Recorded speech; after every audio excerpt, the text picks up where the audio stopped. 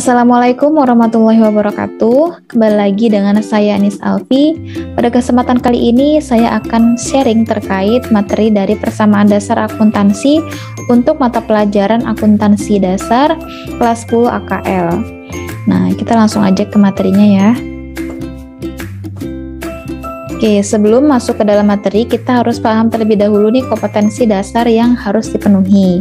Nah, di sini terdapat 3.6 yang diantaranya adalah menerapkan persamaan dasar akuntansi, dan untuk kompetensi dasar 4.6 adalah membuat persamaan dasar akuntansi.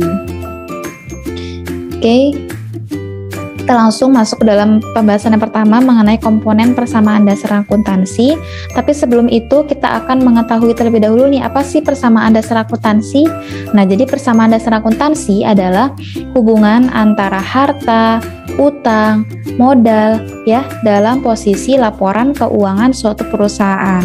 Jadi komponen utama dari persamaan dasar akuntansi itu ada 3, yakni harta, utang, dan juga modal. Akan tapi di sini terdapat beberapa komponen tambahan sebagai pendukung dari adanya persamaan dasar akuntansi. Nah, di sini akan kita sama-sama ulas ya terkait komponen-komponen tersebut. Ya, kita langsung masuk komponen pertama, itu ada harta ya atau aset. Harta itu adalah semua kekayaan yang dimiliki oleh perusahaan, baik yang berwujud maupun yang tidak berwujud. Yang kekayaan tersebut dapat dinilai dengan uang dan digunakan dalam operasional perusahaan. Jadi harta itu bisa disebut sebagai aset ataupun aktiva. Nah, di sini kita langsung aja masuk ke dalam kategori harta. Jadi harta itu dibagi menjadi beberapa kelompok. Yang pertama adalah harta lancar. Harta lancar itu adalah harta yang transaksinya itu sering berulang di suatu perusahaan tersebut gitu, sehingga dapat dikategorikan sebagai harta lancar.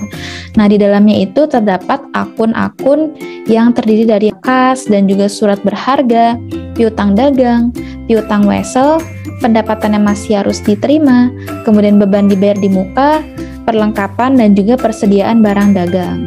Nah, kemudian ada kategori aset lainnya nih. Nah, aset lainnya ini adalah yang tidak termasuk dalam harta lancar dan juga tidak termasuk juga pada aset tetap gitu, sehingga dapat dikategorikan sebagai aset lainnya.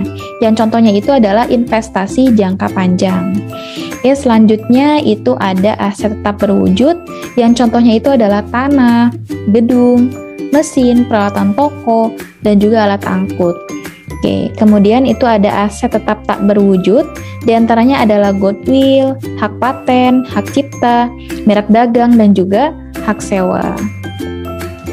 Ya, next kita masuk ke dalam kategori yang kedua atau komponen yang kedua ya, yaitu utang ataupun kewajiban, atau kalau bahasa Inggris itu disebut sebagai liabilities. Artinya itu apa sih? Nah, utang atau kewajiban itu adalah kewajiban membayar kepada pihak lain karena adanya transaksi pembelian barang atau jasa secara kredit. Ya, jadi utang atau kewajiban itu adalah suatu tagihan ya yang harus dibayarkan kepada pihak lain.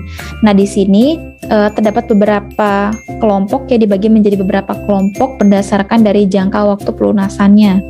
Di antaranya itu ada kewajiban lancar, contohnya itu ada utang dagang atau utang usaha, kemudian utang wesel atau wesel bayar, kemudian ada penghasilan diterima di muka, dan juga terakhir ada beban terutang atau beban yang harus dibayar. Nah, kemudian di sini contohnya itu ada untuk kewajiban jangka panjang, contohnya itu ada utang hipotek, utang obligasi, dan juga utang investasi. Nah, di sini ada juga kelompok kewajiban lain nih. Nah, contohnya itu adalah uang pinjaman yang diterima dari pelanggan. Nah, di sini akun-akun di sini adalah akun-akun yang menjadi contoh gitu ya. Ada beberapa akun-akun lainnya yang tidak disebutkan di sini. Kita lanjut ke komponen selanjutnya. Ya, selanjutnya itu adalah komponen modal ya atau equities. Nah, modal itu adalah investasi dari pemilik atau hak pemilik atas kekayaan bersih perusahaan yang bersangkutan. Nah, contohnya itu adalah modal dan juga prive gitu. Nah, selanjutnya di sini ada pendapatan atau income. Nah, pendapatan itu adalah hasil dari penjualan jasa ataupun penjualan barang yang bertujuan untuk memperoleh laba. Nah, dari pendapatan ini itu dapat mempengaruhi modal gitu ya, atau dapat mempengaruhi penambahan terhadap modal akibat adanya aktivitas penjualan tadi.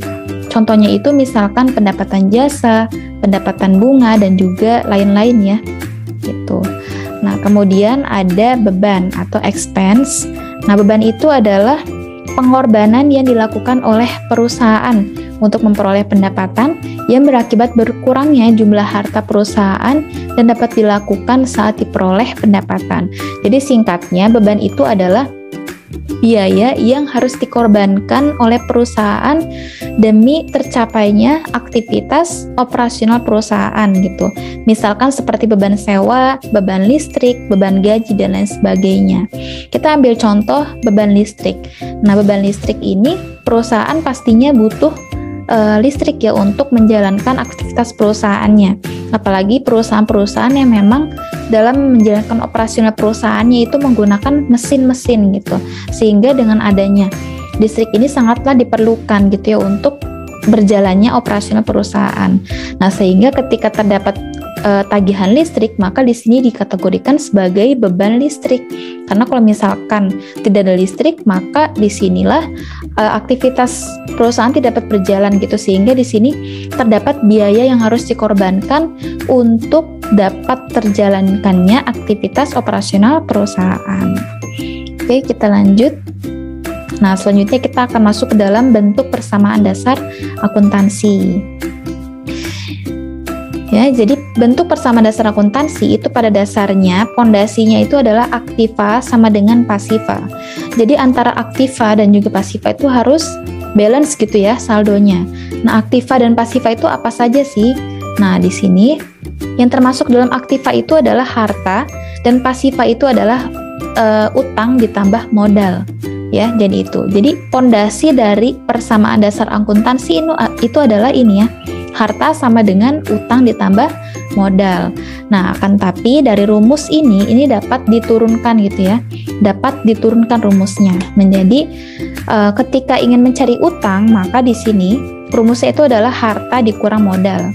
Nah, ketika ingin mencari modal, maka rumusnya itu adalah harta dikurang modal. Nah, untuk menambah pemahaman kita di sini Ibu akan mencoba ilustrasikan dalam penerapannya dalam itu ya rumus matematika. Nah, misalkan dalam kasus 5 sama dengan 2 ditambah 3. Dalam mencari 5 itu dapat dihasilkan ya atau dapat dirumuskan 2 ditambah 3.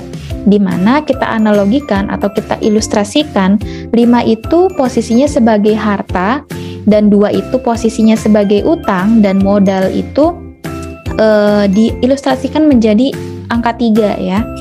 Nah, kemudian dalam mencari angka 2 ya, posisi angka 2, maka di situ dapat diilustrasikan bahwa 5 dikurang 3 yaitu harta dikurang modal gitu. Nah, ketika ingin mencari angka 3, maka di situ perhitungannya adalah 5 dikurang 2, yaitu harta dikurang utang. Nah, jika ketika perusahaan itu mendirikan perusahaan dengan menggunakan utang, nah maka di sini 5 sama dengan 5 ditambah 0 ya. Berarti 5 sama dengan 5 gitu kan. Nah, di sini 5 itu yang ada di ruas kiri itu diposisikan sebagai utang. Gitu. Dan 5 yang ada di ruas kanan itu diposisikan sebagai harta. Nah, kemudian jika suatu perusahaan itu didirikan tanpa menggunakan utang, maka di sini 5 sama dengan 0 ditambah 5. Nah, sedangkan di posisi 5 di ruas kiri itu dianalogikan sebagai harta ya, harta. Nah, kemudian 5 di posisi ruas kanan itu dianalogikan sebagai modal, seperti itu. Nah, jadi kesimpulannya ruas kiri dan juga ruas kanan itu nominalnya harus sama gitu ya jumlahnya. Maka itu disebut sebagai istilah balance ya. Mungkin dari kalian ada juga yang sudah kenal gitu ya dengan istilah tersebut. Balance ya antara ruas kanan ataupun ruas kiri. Antara ruas kanan dan juga ruas kiri itu harus balance, saldonya harus sama.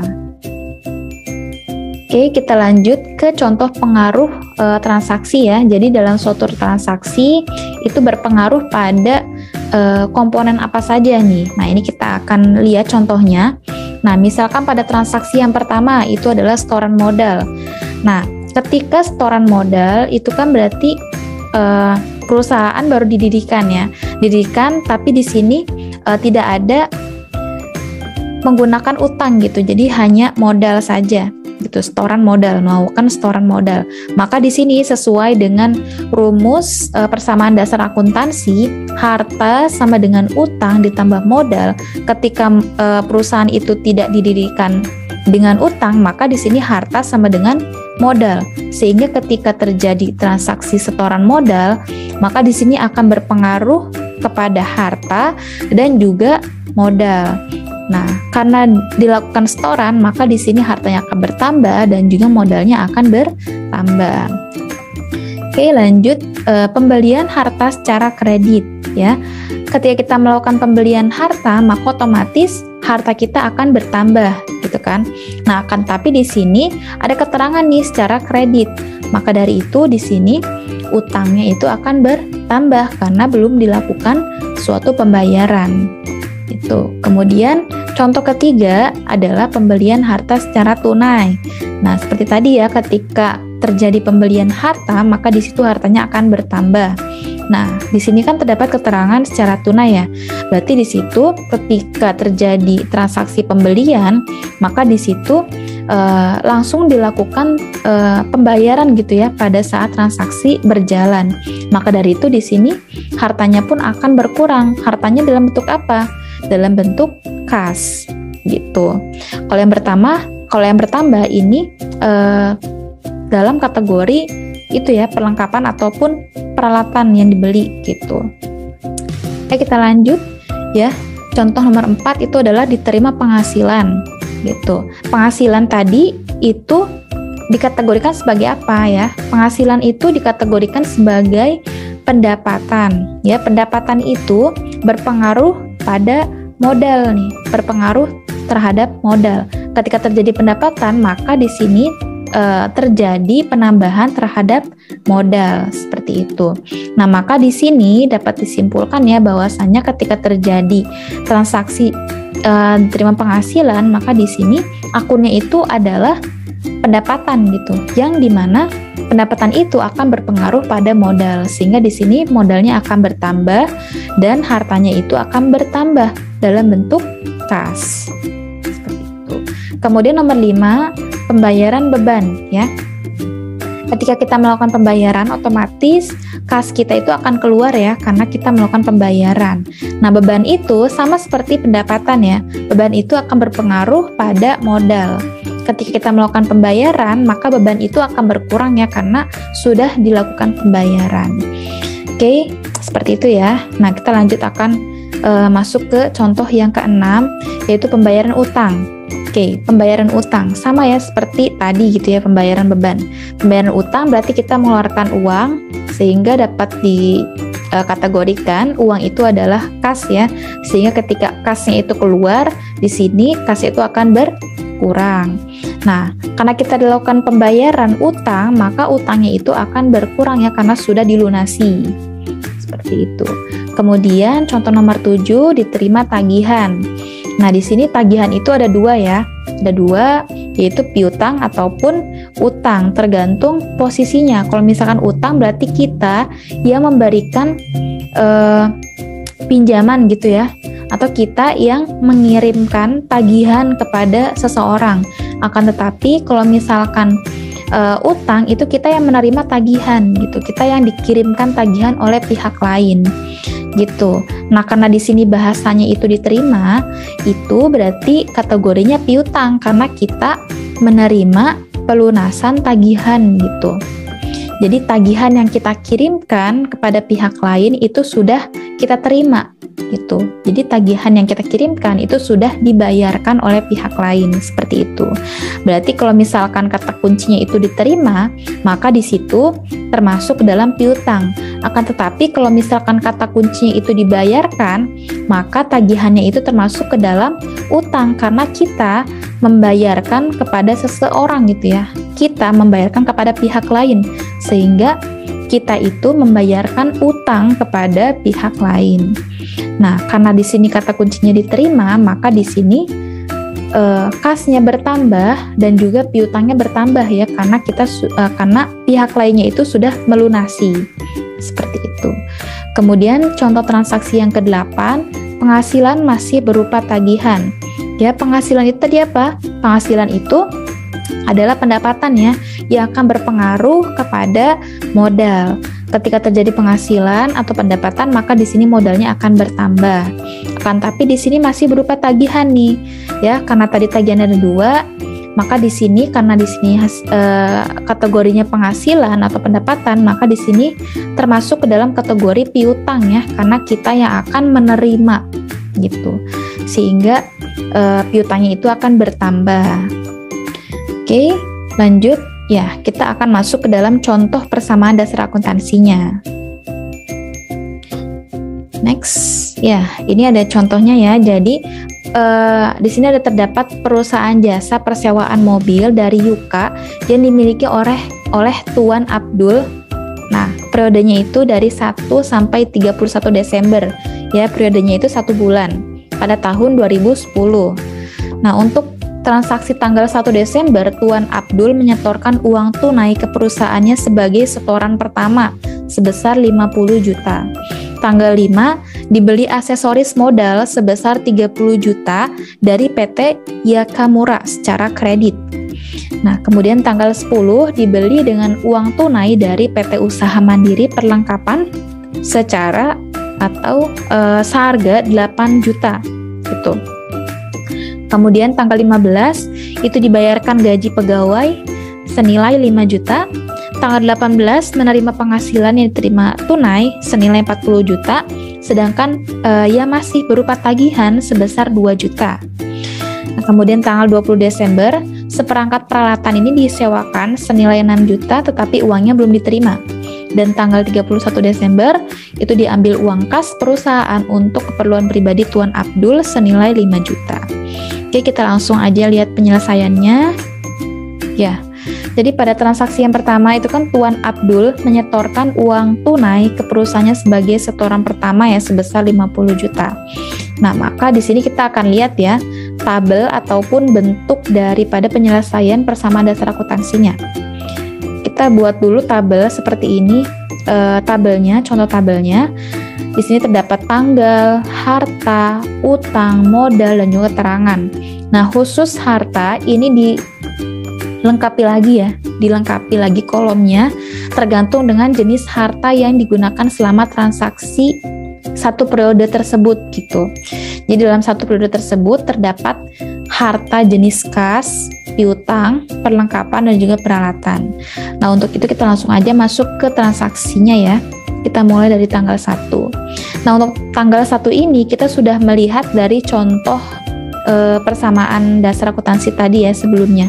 Contoh transaksi yang berpengaruh pada akun-akun atau komponen-komponen dalam persamaan dasar akuntansi.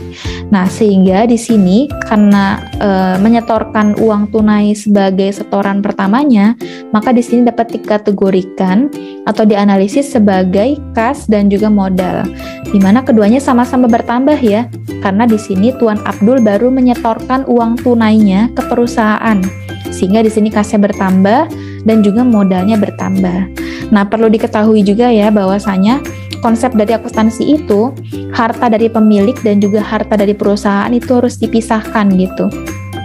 Sehingga di sini Tuan Abdul itu mengalihkan kekayaan atau hartanya itu kepada harta milik perusahaan gitu ya, sebagai modal dari pendirian perusahaan.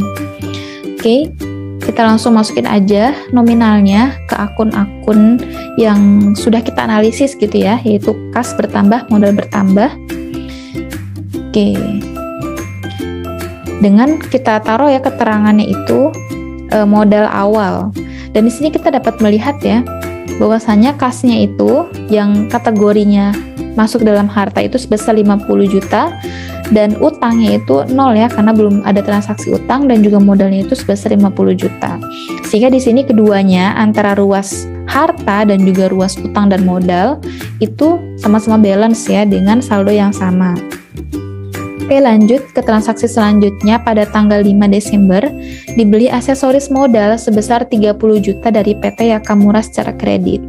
Oke, jadi di sini itu perusahaan tersebut membeli aksesoris modal ya. Di sini tidak ada keterangan nih, apakah yang dibeli itu perlengkapan ataupun peralatan. Akan tetapi dapat kita simpulkan kalau misalkan nih ya, nilainya itu besar atau nilainya itu tinggi ya, maka dari itu di sini dapat dikategorikan ke dalam peralatan.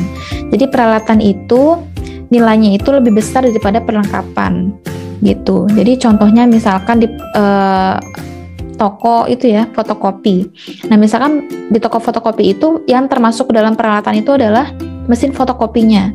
Nah, sedangkan yang termasuk dalam perlengkapan itu adalah misalkan gunting, penggaris, itu kertas seperti itu dan lain sebagainya. Jadi kesimpulannya peralatan itu nilainya lebih besar ya daripada perlengkapan, sehingga kita dapat kategorikan yang dibeli oleh perusahaan ini itu adalah peralatan.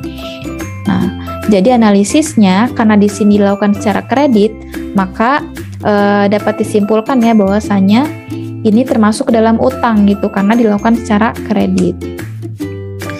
Jadi di sini peralatannya bertambah karena melakukan pembelian dan juga secara kredit, sehingga dapat berpengaruh kepada komponen utang. Seperti ini, peralatan bertambah dan juga utang bertambah. Oke, kita langsung jumlahkan saja untuk mengetahui saldo di antara ruas kiri dan ruas kanan ya, untuk mengetahui apakah balance atau tidak. Oke, kita lihat ya. Hartanya itu 50 tambah 30, ya 50 juta ditambah 30 juta sebesar 80 juta, dan utangnya 30 juta ditambah modal 50 juta, alhasil balance ya sama-sama 80 juta. Kemudian di tanggal 10 ya dibeli dengan uang tunai dari PT Usaha Mandiri perlengkapan seharga 8 juta. Nah, ketika dijelaskan ya keterangan perlengkapan, maka langsung aja ini termasuk ke dalam kategori perlengkapan. Nah, kemudian di sini uang tunai, sehingga dapat dijelaskan ya bahwasanya ini langsung masuk aja ke kategori akun kas karena dilakukan secara tunai. Kalau misalkan dilakukan secara kredit, maka itu masuk ke dalam utang karena belum melakukan pembayaran. Oke, langsung aja kas berkurang dan juga perlengkapan bertambah. Nah, kalau misalkan berkurang, ini bisa dikasih tanda kurung ya, sebagai tanda bahwasanya itu berkurang. Kita langsung jumlahkan saja. Ya, seperti ini ya. Jadi, akun kas itu saldonya 42, kemudian ditambah dengan akun perlengkapan sebesar 8 juta, kemudian akun peralatan senilai 30 juta. Sehingga totalnya itu adalah 80 juta. Nah, hartanya di sini masih tetap ya, yaitu 30 juta ditambah 50 juta sama dengan 80 juta ya, sama-sama nilainya 80 juta. Berarti balance. Kita langsung ke tanggal 15, dibayar gaji pegawai ya. Ini masuk ke dalam beban gaji ya. Nah, kalau beban gaji itu tadi berpengaruh kepada modal ya, sehingga di sini dapat kita masukkan ke dalam akun modal ya. Karena dibayarkan, sehingga di sini kasnya itu akan berkurang. Oke, berarti kas berkurang, modal berkurang ya. Karena di sini beban gaji, sehingga modalnya itu akan berkurang karena sudah dibayarkan ya, tagihannya itu sudah dibayarkan, sudah ditunaikan, sehingga di sini modalnya itu akan berkurang. Oke, seperti ini ya. Kas 5 juta berkurang, modal berkurang 5 juta. Kita jumlahkan sehingga di sini saldo kasnya itu 37 juta, kemudian ditambah dengan saldo perlengkapan senilai 8 juta, saldo peralatan senilai 30 juta, sehingga kalau dijumlahkan sebesar 75 juta. Kemudian di sini hartanya 30 juta ditambah modalnya saldonya 45 juta, sehingga sama-sama balance ya, nilainya sama-sama 75 juta. Lanjut ke transaksi tanggal 18 ya, menerima penghasilan yang diterima tunai senilai 40 juta. Sedangkan yang masih berupa tagihan itu senilai 2 juta. Kita langsung lihat analisisnya. Analisisnya itu adalah kas bertambah. Kenapa? karena di sini menerima penghasilan ya, otomatis kas perusahaan itu akan bertambah. Kemudian modal bertambah ya, karena di sini penghasilan itu masuk ke dalam kategori pendapatan, yang tadi pengertian pendapatan itu akan berpengaruh pada penambahan modal, sehingga ketika terjadi transaksi menerima penghasilan, di situ otomatis modalnya akan bertambah. Kemudian piutang. Nah, kenapa ada piutang? Karena di sini masih ada nih ya nilai yang belum dibayarkan gitu, tagihan yang belum dibayarkan gitu, sehingga di sini utangnya itu akan bertambah. Kita langsung masukin aja nominalnya seperti ini ya. Kasih 40 juta, piutangnya 2 juta, dan modalnya 42 juta. Hasil dari penjumlahan antara kas dan juga piutang ya, modal ataupun pendapatan secara keseluruhan gitu. Dan di sini keterangannya bisa kita tulis pendapatan jasa. Karena di sini perusahaannya itu termasuk perusahaan jasa ya, sehingga kita kategorikan di sini pendapatan jasa. Kita langsung jumlahkan ya. Totalnya kasnya itu 77 juta, dan ditambahkan saldo piutang sebesar 2 juta, ditambahkan saldo perlengkapan senilai 8 juta, ditambahkan saldo peralatan senilai 30 juta. Dan totalnya itu sebesar 117. Nah, di sini utangnya 30 juta dan ditambahkan modal senilai 87 juta. Dan di sini nilainya atau saldonya itu balance-nya antara ruas kiri, ruas aktiva, dan juga ruas pasiva itu balance, yaitu nilainya 117.